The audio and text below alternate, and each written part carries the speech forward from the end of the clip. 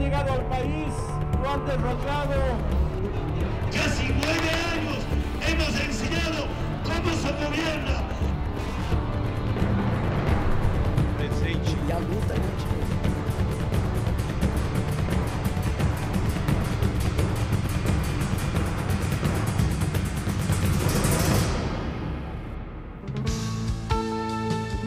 ¿Qué tal? Como todos los sábados estamos aquí con ustedes para tratar de comprender cómo y por qué el mundo gira al revés en un mes realmente interesante para América Latina por los diferentes procesos electorales. Estamos recién regresados de Brasil. Mañana tenemos elecciones en Bolivia, a fin de mes, en Uruguay, en Brasil, segunda vuelta. Así que mucho material, por supuesto vamos a hablar de Bolivia, de Brasil y también de una situación extremadamente compleja en México con cerca de, o en realidad 43 es el número que se da, estudiantes desaparecidos. Está también conmigo otra vez Martín Siva, que ustedes ya lo conocen, autor del libro Jefazos, principalmente para hablar de Bolivia y de la situación en América Latina. ¿Qué tal, Martín? Un gusto que estés con nosotros. Buen día. A ver, Martín, situación inédita. Estamos a un día de las elecciones y creo que todas las encuestadoras, aunque vos sabés que a mí siempre desconfío de las encuestadoras, pero dicen que Evo Morales gana con cerca del 60% de los votos. Sí, con cerca del 60% y con 40 puntos de diferencia sobre el segundo. Por lo tanto, el balotaje está descartado. ¿Esto te parece real?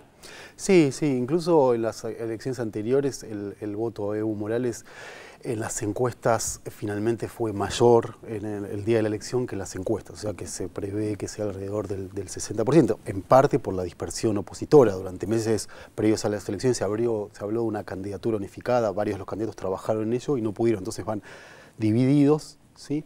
Y eso obviamente que fue electoralmente muy beneficioso para el MAS. Ahora, hay 5 candidatos. Evo Morales, clarísimo. ¿Quiénes son los otros 4? Si puedes describir brevemente, Doria Medina, Tuto Quiroga y los otros 2. Sí, Doria Medina es de un empresario cementero que viene del movimiento de la izquierda revolucionaria, que no tiene ni de izquierda ni de revolucionaria nada.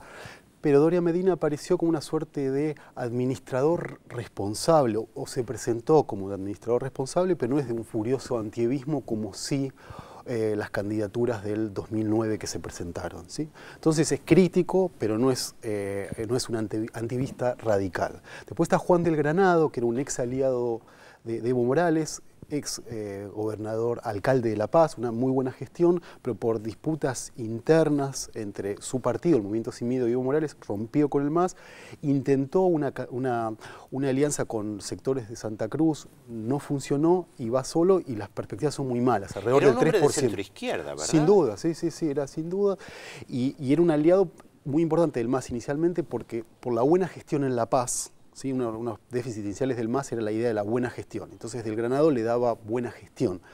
Pero cuando el MAS empezó a ganar por tantas diferencias, empezó a entender que no necesitaba de Juan del Granado. Juan del Granado también tenía aspiraciones presidenciales, entonces eso provocó una ruptura.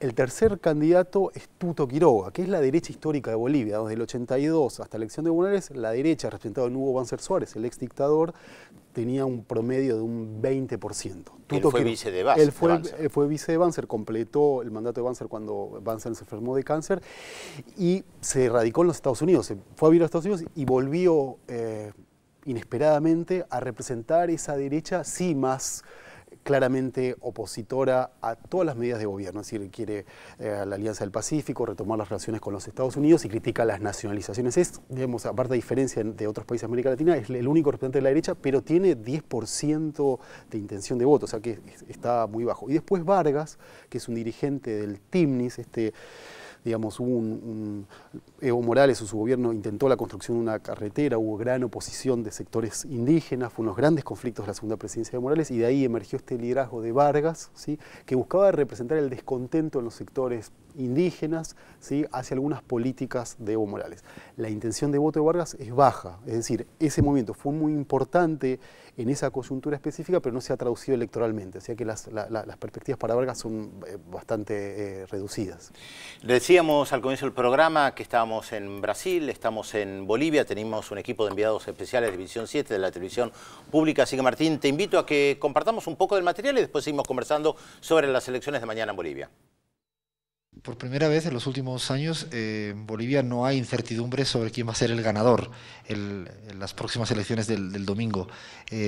Todas las dudas giran en torno a si Evo Morales va a superar su propio récord histórico del 64%, si va a alcanzar los 2/3 que le permitiría tener una gestión política tanto en la Asamblea como fuera de ella relativamente sencilla, incluso cuál va a ser el perdedor mejor en los resultados electorales, si es el neoliberalismo duro que representa Tuto Quiroga o ese intento de disfrazarse de centro que intenta el señor Samuel Doria Medina. Esas serían las interrogantes de cara al público de masas en las elecciones en Bolivia, pero lo que verdaderamente está en juego en Bolivia es la ratificación por parte de una mayoría social amplia sobre un proceso de cambio que en los últimos 8 o 9 años ha logrado transformar el país justamente de una deuda social heredada de la época neoliberal, de esas décadas perdidas, a un camino hacia la década ganada, que sería el próximo año, con los 10 años de gobierno del proceso de esta revolución democrática y cultural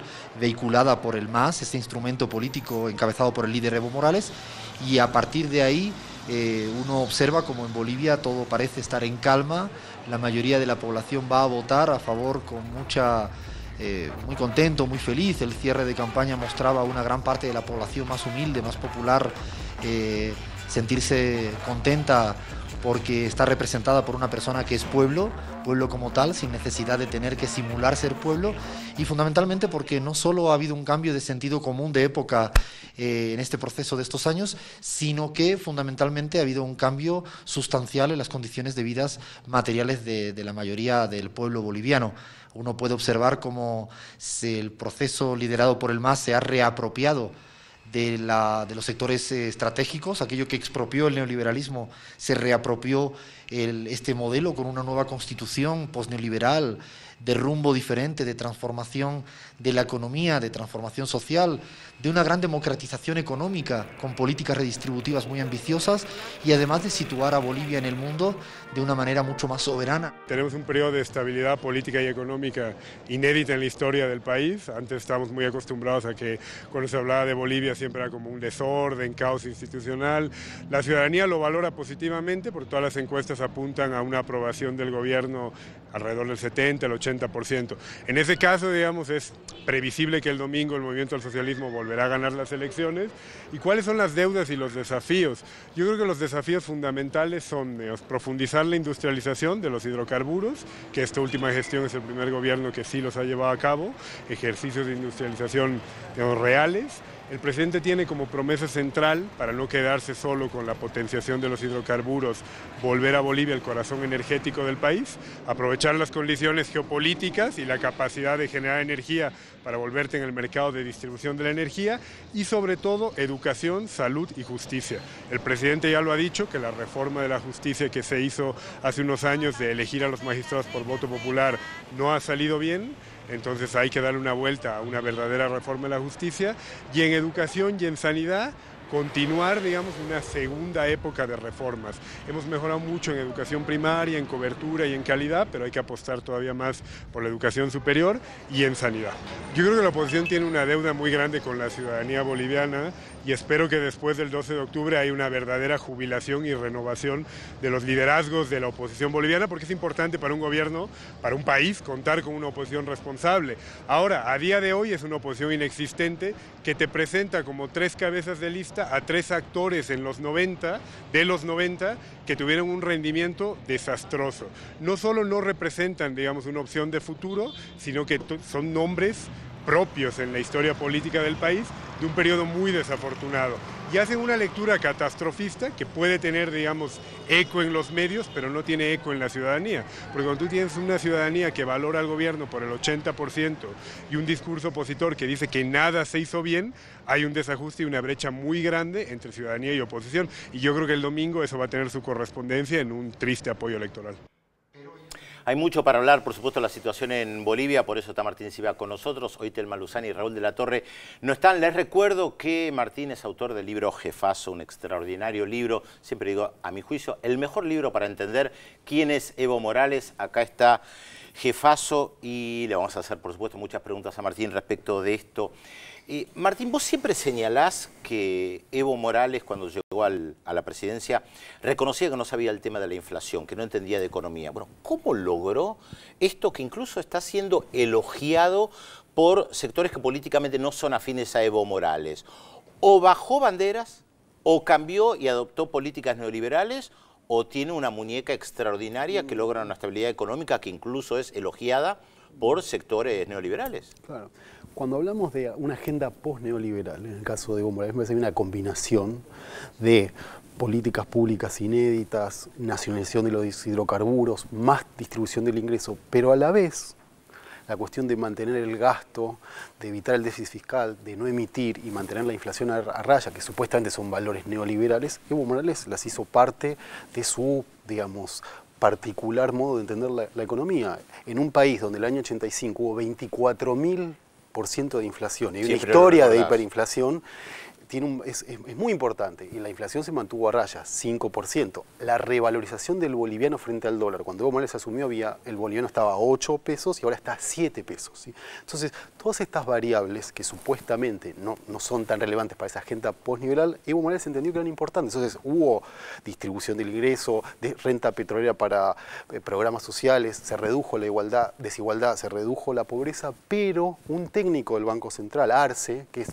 también muy elogiado por Wall Street Journal, fue el que en algún sentido persuadió a Evo Morales de mantener el gasto. Y es uno de los aspectos más sorprendentes, y por eso es como el populista aceptado por Wall Street, porque la economía crece, este año va a ser el país que más va a crecer en la región, no tiene inflación y toma crédito a tasas del 4%. ¿Esto desarmó también a la oposición, que se quedó sin un argumento clásico en América Latina respecto de los gobiernos progresistas, como digo siempre en el amplio sentido de la palabra, que dicen medidas populistas, no prestan atención al tema del déficit fiscal y les quita un argumento? Sí, la oposición ha tenido muchísimos problemas para encontrar un discurso. Al principio era, Evo es un títere de Chávez, entonces toda la propaganda era, entonces bueno, Bolivia ha mostrado que tiene autonomía frente a Venezuela, que la asistencia financiera inicial de Venezuela fue importante, pero ahora Bolivia no tiene ninguna dependencia, más allá de una referencia, una excelente relación política, lo mismo con Cuba, pero y uno no puede decir que Evo Morales replica o replicó las políticas de Chávez. Es más, te diría que ni de Cuba. Las nacionalizaciones de hidrocarburos fueron, me parece, era una bandera de la izquierda boliviana antes que Chávez la aplicara, lo mismo la nueva Constitución. Entonces me parece que siempre hay una tendencia a esta visión entre paternalista y caricaturesca de Bolivia, ¿no? El país pobre, con inestabilidad política, que 37 presidentes no pasaron ni un año de gobierno, entonces siempre necesita un tutor. Entonces ahí la derecha, digamos, era uno de sus argumentos. Eso ya no lo puedo tener. La economía no es, y después el costado autoritario, que ha sido uno de los intentos. Pero bueno, existe libertad de expresión, hay, digamos, elecciones libres, o sea, le he encontrado, y el tema de la corrupción, que es en otros países de América Latina, la oposición tiene la corrupción como gran tema, en Bolivia han habido casos de corrupción, pero la honestidad personal del presidente no está en discusión. Y es una variable muy importante, porque la mayoría de los bolivianos asociaba la política con el entretenimiento de un grupo de corruptos. Entonces Evo Morales se ha diferenciado muchísimo con las viejas élites. Ahora, la derecha, que históricamente tuvo partidos políticos, recién mencionabas a Tuto Quiroga, por ejemplo, que tuvo a Santa Cruz como un bastión opositor, ¿esa gente hoy también vota a Evo Morales? Porque estabas dando datos de que la derecha le iba muy mal en estas elecciones. Sí, es un candidato, como dice en la jerga de los americana, que atrapa todo. Digamos. No hay que pensar que Evo Morales tiene solo voto de los sectores populares. Sectores medios, medios altos, sectores altos, que les ha ido muy bien. Les ha ido muy bien. ¿Y también lo votan? Por supuesto. Sí, en Santa Cruz, o sea, si no, no se puede explicar este 50% en Santa Cruz. Evidentemente aceptaron que es un liderazgo con legitimidad, que ha hecho que Bolivia es un país muchísimo mejor para vivir, y en algún sentido, eso no quiere decir que se han convertido al evismo, ni van a, pero en esta coyuntura donde la posición es tan pobre, tan errática, sí, muchos empresarios van a votar por Evo Morales. Ahora, ayer publicaste una nota en el New York Times justamente sobre las elecciones en Bolivia, y hay un tema que planteas ahí que vos siempre lo planteás, y además sé que se lo has planteado mismo a Evo Morales, el tema de la reelección, de esto de que no encuentran un sucesor. Pero si Evo Morales tiene el gran respaldo popular, ¿por qué no podría continuar? ¿Por qué te preocupa esto de que no haya un recambio? Si al fin y al cabo la mayoría de la población lo quiere. A mí me parece que la personalización era inevitable en un comienzo, por su condición de primer presidente indígena, pero al cabo de una cantidad de años es indispensable la despersonalización y que se fortalezca la organización política, que el MAS empiece a ser una organización política, no un partido ni a la americana ni a la alemana, digamos, de acuerdo a las tradiciones políticas bolivianas, porque es una organización política y que haya otros sucesores, porque me parece que es tal la magnitud de las reformas que no pueden descansar, ¿sí?, en el liderazgo de un hombre con sus falencias, sus problemas y sus posibilidades de resfriarse. Entonces, no es el único tema pendiente, ¿no? Hay muchos temas pendientes, ¿no? En educativo, en seguir la reducción de la pobreza, digamos, hay muchos temas. Por eso me parece que es un tema central, porque todas estas victorias abrumadoras contribuyen a un estado de ánimo en el círculo próximo de Evo Morales de empezar a hablar de una eternización, que me parece, a la luz del caso venezolano, para dar un caso reciente, la sucesión y hacer una sucesión pensada y razonada, para mí es muy importante. Martín, el 26 de octubre hay elecciones en Brasil. Brasil, Lula, Evo Morales tuvieron relación. Cada vez que hay elecciones se discuten los dos países a quién apoyar. Después en el otro bloque hablamos sobre Brasil. ¿Te quedás con nosotros? Sí. Fantástico. Lo saludamos entonces a Félix Taylor, que también se queda con nosotros, por supuesto, y él es el hombre de las incógnitas. ¿Qué tal, Pedro? Muy buenos días. Buenos días a todos. Recuerden, hasta las 13:30 Visión 7 Internacional, como cada sábado, al 0800 444 1777, al 45350709, y también tienen la posibilidad de comunicarse con nosotros a través de la red social Facebook. Yo veo Visión 7 Internacional. Ya estamos recibiendo mensajes, como por ejemplo el de Cristian de Barracas, que dice que el programa está interesantísimo, que le gustaría que hablen más sobre la vida de Evo Morales. Bueno, lo estábamos haciendo y el jefazo es una buena recomendación, para que sepa más de la vida de Evo Morales. Bueno, algunos de los mensajes que estamos recibiendo. Y como decía Pedro recién, tenemos la incógnita. Sábado a sábado presentamos aquí algunos datos de algún personaje relevante y nos gustaría que ustedes nos digan de quién se trata, si es que lo saben, y si no, aprendemos juntos. Bueno, aquí está la primera incógnita de hoy. Nació en una familia parsi de Bombay, India. De pequeño y adolescente estudió en el colegio St. Mary's School. Con sólidos estudios se graduó en el Elphinstone College de la Universidad de Bombay. ¿Quién es nuestro personaje de hoy? 0800 444 1777 y 4535 0709. Primera pausa con estos adelantos. Balotaje en Brasil. El 26 de octubre se va a desarrollar la segunda vuelta de las presidenciales entre Dilma Rousseff y Aécio Neves, con un resultado aún incierto y un virtual empate en las encuestas. Y además, masacre en México. 43 estudiantes del estado de Guerrero están desaparecidos desde hace 2 semanas, mientras que el hallazgo de fosas clandestinas con cadáveres conmovió al gobierno y a toda la sociedad. Todo esto y mucho más se lo contamos, como siempre, aquí en Visión 7 Internacional por la TV Pública. Ya volvemos.